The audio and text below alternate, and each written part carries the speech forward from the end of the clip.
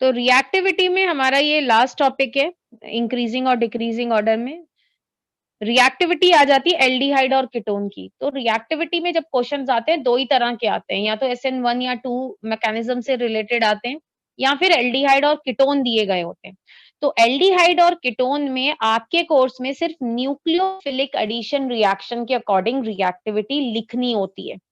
कई बार पेपर में वो घुमाकर क्वेश्चन दे देते हैं। वो ना कुछ कंपाउंड दे देंगे। सपोज मैंने एक कंपाउंड दे दिया, मैंने एक ये दे दिया, फॉर्मेल्डिहाइड दे दिया, सपोज एक मैंने ये एस्टेल्डिहाइड दे दिया और एक और कंपाउंड दे दिया, एसीटोन दे दिया।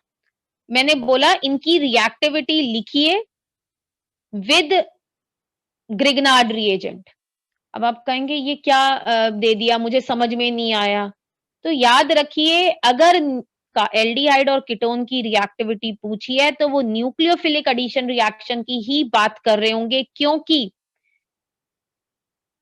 चाहे रिएक्शन HCN के साथ हो, चाहे सोडियम बायसल्फाइड के साथ हो, या अल्कोहल के साथ हो, या अमोनिया या उसके डेरिवेटिव्स। अमोनिया और उसके डेरिवेटिव्स बहुत सारे होते हैं। अगर आप देखें, फिनाइल हाइड्रोजन भी डेरिवेटिव होता है, सेमी कार्बाजोन और ये सारी जो चीजें होती हैं, सेमी कार्बाजाइड से कार्बाजोन बनता है, ठीक है, 2,4-DNP रिएजेंट, ये सारे न्यूक्लियोफिलिक एडिशन रिएक्शन के एग्जांपल है। ये देखिए ग्रिग्नार्ड रिएजेंट, ये जितने भी रिएक्शंस हैं ये सारे के सारे न्यूक्लियोफिलिक एडिशन के हैं।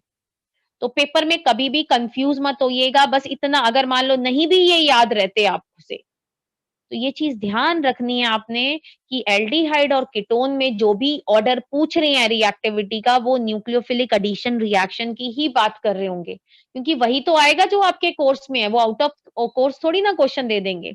अच्छा, न्यूक्लियोफिलिक एडिशन रिएक्शन में एक चीज ध्यान रखनी है, रिएक्टिविटी किस चीज के ऊपर डिपेंड करती है? रिएक्टिविटी डिपेंड करती है इस कार्बोनिल कार्बन के ऊपर। कैसे? ये जो कार्बोनिल कार्बन है इस पे, क्योंकि इस पे न्यूक्लियोफाइल जब अटैक करता है, यहाँ पे ऊपर से अटैक करता है, तो ये पहली चीज कि ये जो कार्बोनिल कार्बन होना चाहिए, इस पे स्टेरिक हिंड्रेंस कम होनी चाहिए। अगर स्टेरिक हिंड्रेंस ज्यादा होगी तो रिएक्टिविटी क्या होगी? कम होगी। तो it should be less sterically hindered. तो पहला पॉइंट। दूसरा पॉइंट, ये जो कार्बोनिल कार्बन है, क्योंकि जब इस पे न्यूक्लियोफाइल अटैक करता है तो भाई न्यूक्लियोफाइल अपने पास इलेक्ट्रॉन लेकर आता है अपने साथ।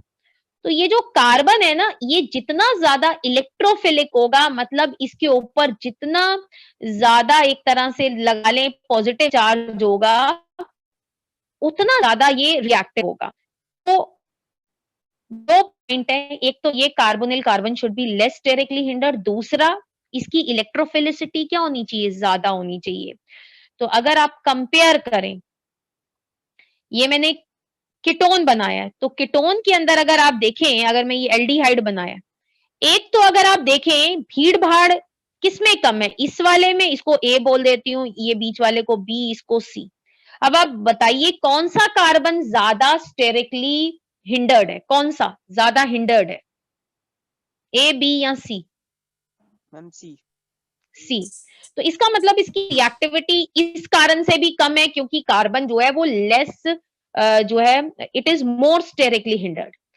दूसरी चीज, अगर आप प्लस आई इफेक्ट को कंसीडर करें, तो अब आप खुद देखिए, इसके अंदर तो ये जो लास्ट वाला ए कंपाउंड बना है, इसमें तो कोई आर ग्रुप है ही नहीं। तो आर ग्रुप क्या करता है? वो तो कमी को पूरा करता है। और हम क्या चाहते थे? कार्बन पे कमी होनी चाहिए थी या ज्यादा होने चाहिए थे इलेक्ट्रॉन? हम चाहते थे कि कार्बन पे पॉजिटिव चार्ज ज्यादा ठीक हो, है। कमी हो, लेकिन ये तो कमी पूरी कर रहा है। तो इसका मतलब इलेक्ट्रोफिलिसिटी जो है कार्बन की, कार्बोनिल कार्बन की कीटोन में सबसे कम होगी। तो कीटोन सबसे कम रिएक्टिव होते हैं देन एल्डिहाइड, और ये मैंने फॉर्मेल्डिहाइड सबसे ज्यादा रिएक्टिव होता है। दोनों कारण से, स्टेरिक कारण से भी और इलेक्ट्रोफिलिसिटी भी इसमें कार्बोनिल कार्बन की ज्यादा होती है। अब मान लो दोनों ही कीटोन हो जाए, ये मैंने एसीटोन बना दिया, एक और बना दिया,